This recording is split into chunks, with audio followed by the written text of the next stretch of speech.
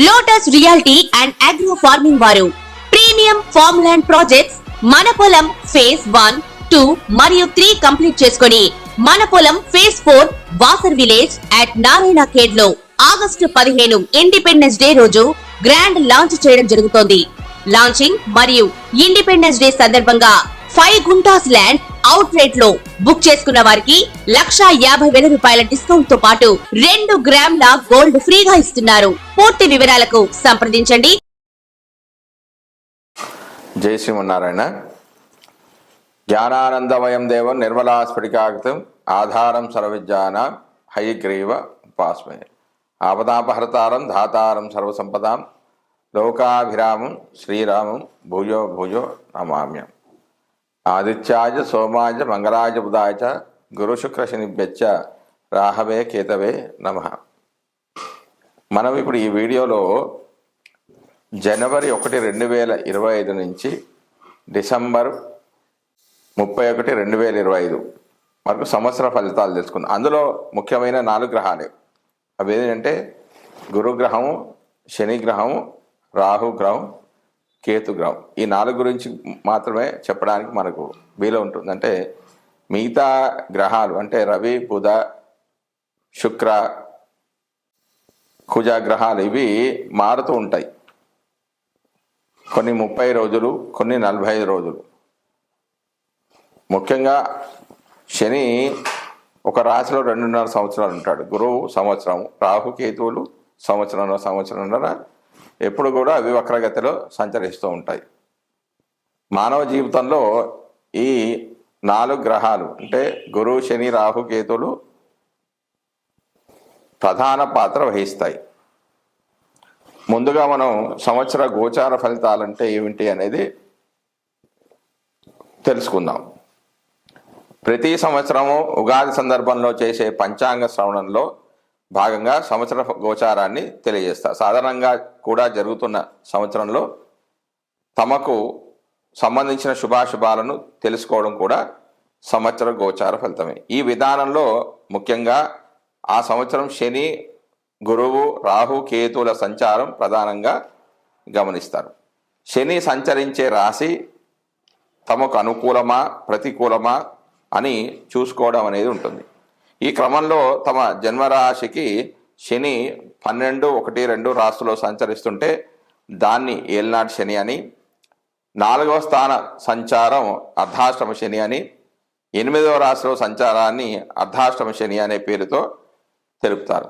ఈ కాలాల్లో అంటే 12లో ఉంటే విశ్రాంతి లేకపోవడం, 1లో ఉంటే శరీరమైన ఇబ్బందులు, 2లో ఉంటే ఆర్థిక ఇబ్బందులు, కుటుంబ కలహాలు, 4వ స్థానంలో ఉంటే సౌఖ్యం లేకపోవడం, 8వ స్థానంలో ఉంటే ఆకస్మిక నష్టాలు, అనారోగ్యాలు తెలియజేయబడతాయి. శని యొక్క దృష్టిని కూడా పరిశీలించడం సాంప్రదాయం. శని తానున్న రాశి నుంచి 3, 7, 10 స్థానాలు చూస్తూ ఉంటాడు. ఆ రాశిలో తమ జన్మరాశి ఉన్నప్పటికీ జాగ్రత్తలు తీసుకోవడం అవసరంగా సూచిస్తారు. అంటే ఈ 3, 7, 10 స్థానాల దృష్టి ఏ రాశిపై అయితే పడుతుందో ఆ స్థానాలు కొంచెం జాగ్రత్తగా ఉండాలని శని సూచిస్తాడు. అంతేకాకుండా శని సంచరిస్తున్న రాశి తన దృష్టి ఉన్నటువంటి రాశులను తమ జన్మరాశి నుంచి ఏ భావాలు అవుతాయో ఆ భావాల విషయంలో జాగ్రత్తలు తీసుకోవడం కూడా గోచారంలో భాగమే. శని ఒక్కొక్క రాశిలోనూ 2.5 సంవత్సరాల సంచారం వల్ల ఈ గ్రహ ఫలితాలను అధికంగా గమనించడం సాంప్రదాయంలో ఉంది. సంవత్సర గోచార ఫలితాల అధ్యయనంలో శని ఫలితం చాలా కీలకమైనదని చెప్పవచ్చు. గురుగ్రహ సంచారాన్ని కూడా సంవత్సర గోచారంలో భాగంగా పరిశీలిస్తారు. గురువు తానున్న రాశి నుంచి 5, 7, 9 రాశులను చూడడం వల్ల ఆయా రాశుల వారికి అనుకూలతను తెలియజేయడం జరుగుతుంది.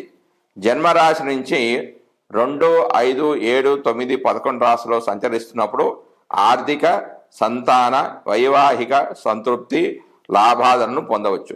గురుదృష్టి ఉన్నటువంటి భావాల్లో లోపాలున్నా కూడా సరిదిద్దబడతాయి.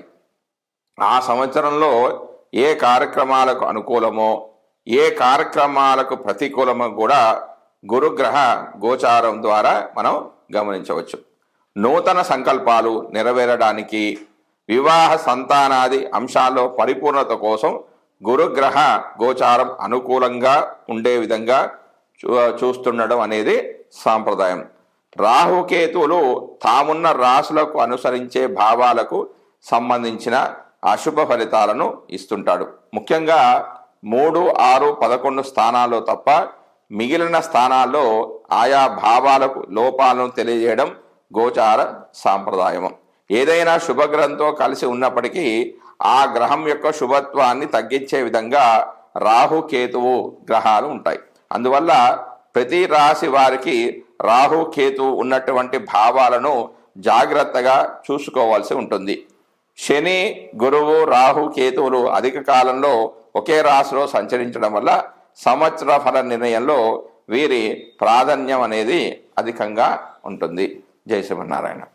ధనుసు రాశి వారికి 2025 సంవత్సరంలో సంవత్సర ఫలితాలు ఏ విధంగా ఉన్నాయి అంటే, జనవరి 1, 2025 నుంచి మే 13, 2025 వరకు గురుడు ధనురాశిలో సంచరిస్తున్నాడు. జన్మరాశి నుంచి 6వ రాశిలో సంచరించే కాలంలో వ్యాపారంలో నష్టం ఉంటుంది. అర్థం కాని వాయు సంబంధమైన రోగాల వల్ల బాధలు ఉంటాయి. దూరదేశ సంచారం చేస్తారు. అనవసరపు వృధా వాగ్విధ ఉంటుంది. వివాదాలు, ఖర్చులు అనేవి ఉంటాయి. తన ప్రత్యేక దృష్టి చేత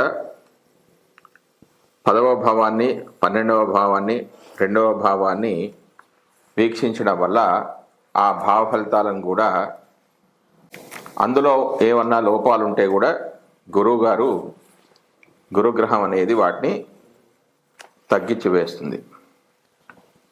2వ స్థానంలో వాగ్దోషాలున్న తగ్గిస్తుంది. ధనాదాయం అనేది బాగా, ధనలాభం అనేది కలుగుతుంది.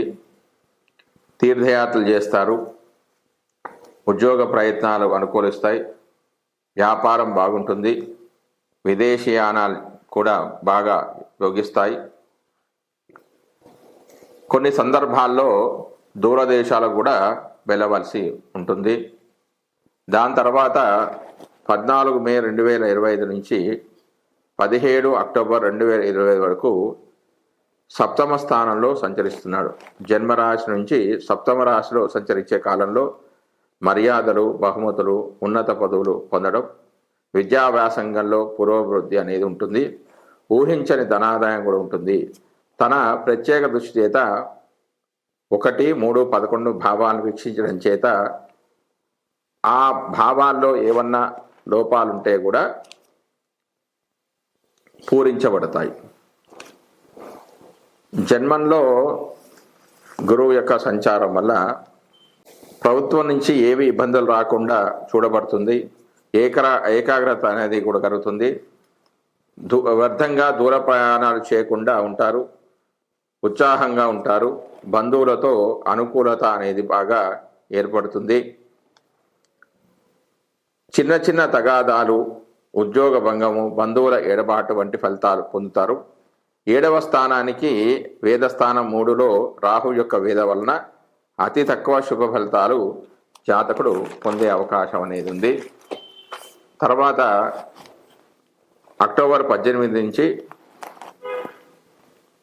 డిసెంబర్ 4, 2025 వరకు అష్టమంలో సంచరిస్తున్నాడు. 8వ రాశిలో సంచరించే కాలంలో ఏ పని కూడా కలిసి రాదు. ప్రతి చోట అడ్డంకులే ఉంటాయి. నిరాశ, దురదృష్టం అంటుకొని ఉంటాయి. వ్యర్థ ప్రయాణాలు చేస్తారు. వివిధ రోగాలకు గురి కావడం, శారీరక శ్రమకు గురవుతారు. గురువుడు తన ప్రత్యేక దృష్టి చేత 2, 4, 12 భావాలను వీక్షించడం ద్వారా ఆ భావాల్లో ఏమన్నా లోపాలుంటే అవి కూడా సరిదిద్దబడతాయి. అవి ఈ విధంగా ఉన్నాయి. ఉద్యోగ వృద్ధి, కీర్తి వృద్ధి కలుగుతుంది. ధనాదాయం అనేది బాగుంటుంది. ఆస్తి నష్టం జరిగినా చాలా తక్కువగా జరిగే అవకాశాలు ఉన్నాయి. కష్టపెట్టి మరీ ఫలితాలను ఇస్తాడు. శుభకార్యాలకి ఖర్చు చేస్తారు. ఖర్చు తగినంత రీతిలో మాత్రం డబ్బు అనేది ఉండదు. తర్వాత డిసెంబర్ 5 నుంచి డిసెంబర్ 31, 2025 వరకు సప్తమంలోకి వక్రీకరిస్తున్నాడు. ఉన్నత పదవులు పొందడం ఉంటుంది, ఊహించని ధన ఆదాయం ఉంటుంది, విద్యా వ్యాసంగంలో పురోభివృద్ధి అనేది ఉంటుంది. సప్తమ స్థానానికి వేదస్థానమైన 3లో రాహు యొక్క సంచారం వల్ల శుభ ఫలితాలు అనేవి కొంచెం తగ్గిపోతుంటాయి. తర్వాత శని యొక్క ఫలితాలు.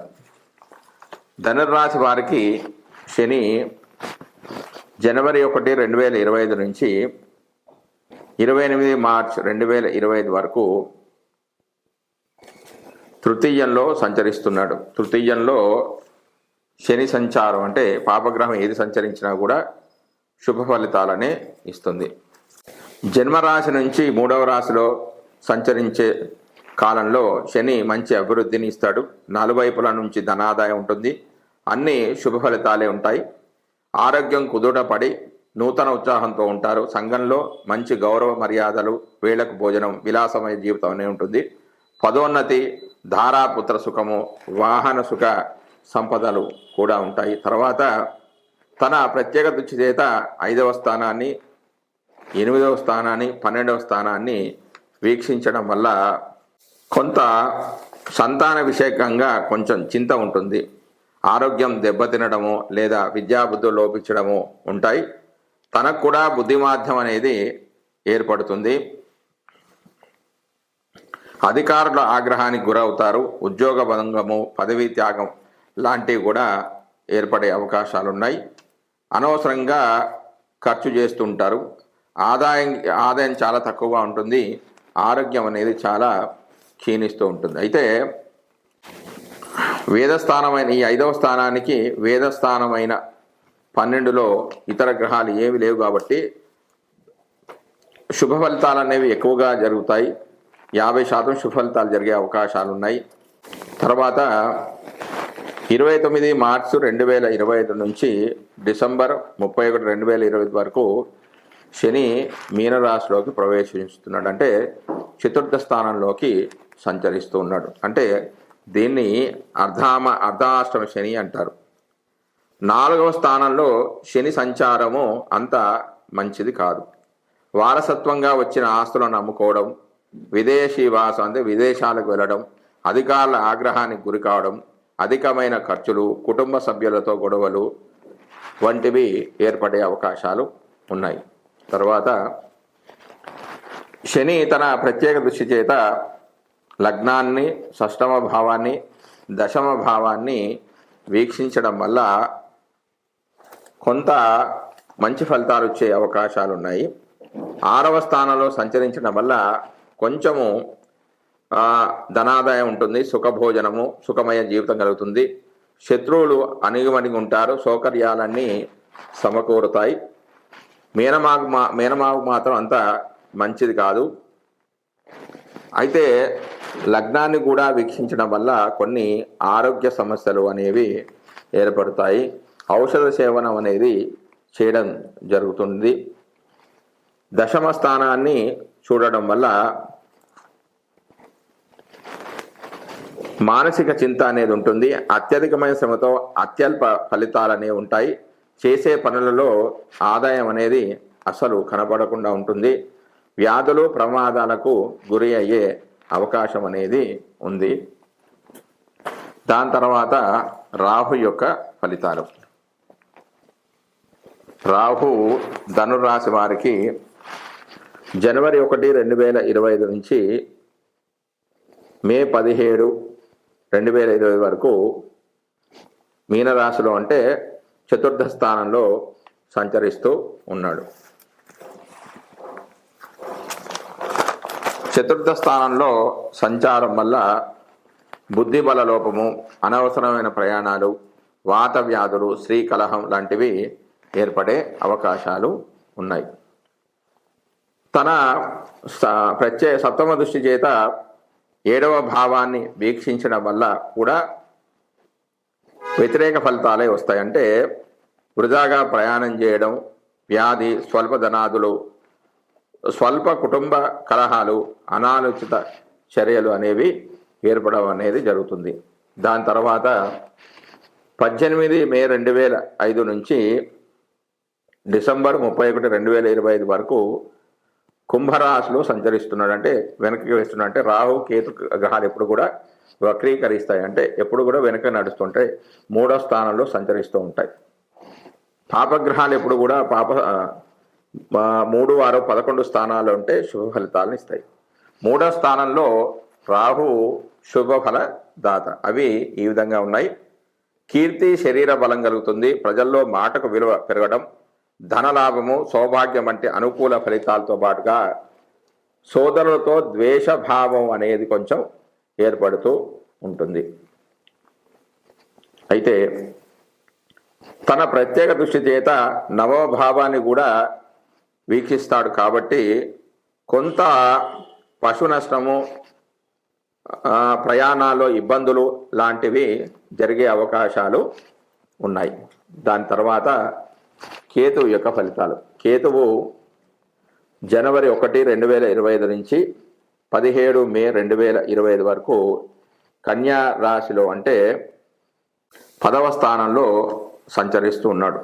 10వ స్థానంలో రాహుకేతువుల సంచారం శుభ ఫలితాలను ఇస్తుంది. శారీరక సౌఖ్యము, భోజన సౌఖ్యము, సంతోషము, కష్టాలు తొలగిపోవడం, కర్మసిద్ధి బలంగా ఉండడం లాంటివి జరుగుతాయి. మరియు కేతు తన సప్తమ దృష్టి చేత 4వ భావాన్ని వీక్షించడం వల్ల కొంత భోజన అసౌఖ్యము, అనవసర ప్రయాణాలు చేయడం అనేది జరుగుతాయి. 18/5/2025 నుంచి 31 డిసెంబర్ 2020 వరకు సింహరాశిలోకి కేతు ప్రవేశిస్తూ ఉన్నాడు. అంటే భాగ్యస్థానంలోకి ప్రవేశిస్తున్నాడు. భాగ్యస్థానంలో పాపగ్రహాలు సంచరించడం అంత మంచి ఫలితాలు ఇవ్వదు. దాని ఫలితం ఏంటంటే దురదృష్టము, ప్రయాణాల్లో ఇబ్బందులు కలగడం, పశు నష్టము వంటి భాగ్య నష్టము, తండ్రితో గొడవపడడం, పితృమూలకంగా ఏదైనా ధనం వస్తుంది అనుకున్న సమయంలో రాకపోవడం లాంటివి కూడా జరిగే అవకాశాలు ఉన్నాయి. మరియు తన ప్రత్యేక దృష్టి చేత 3వ భావాన్ని చూడడం వల్ల కొంత వెసులుబాటు ఉంటుంది. అంటే కొంచెం ధనలాభం, కొంచెం స్వల్పంగా ధనలాభం ఉంటుంది, కీర్తి, బలము అనేవి కూడా కలిగే అవకాశాలు ఉన్నాయి. జై శ్రీమన్నారాయణ.